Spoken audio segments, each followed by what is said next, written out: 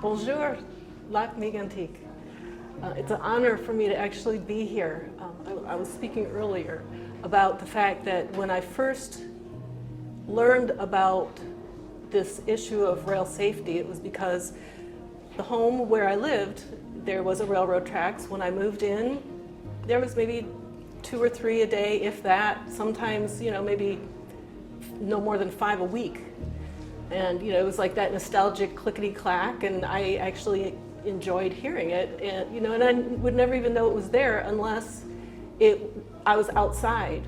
Well, in 2000, or I'm sorry, that was 2000. In 2009, that all changed when Canadian National bought the EJ&E Railway near where I lived, and that 2 or 3 trains went to 20 or more a day, and they were up to 1.5 miles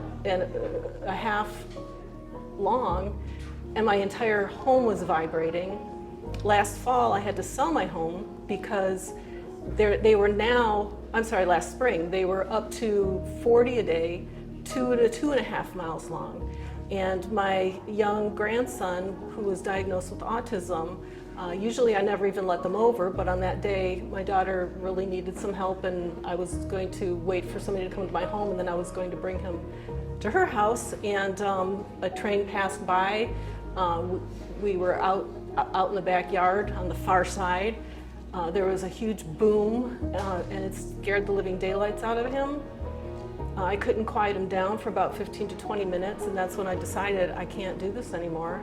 I sold my home last August, and I've been living in my daughter's basement for almost a year trying to find a new home, which has not been easy because there's not a lot on the market. But to actually be here, when I first learned about all this, the first incident that I read about was the incident in Lac-Mégantic, Quebec, Canada. And I can't tell you how meaningful it is to me to actually see and meet the people that I've come to love over the years and have so much respect for and understanding of what you guys have been through. And the fact that their story is not an isolated story. People all over the country, probably all over the world, there are many such stories, and it needs to get out there because it's been suppressed.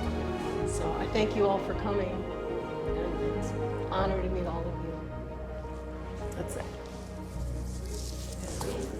Merci. Merci.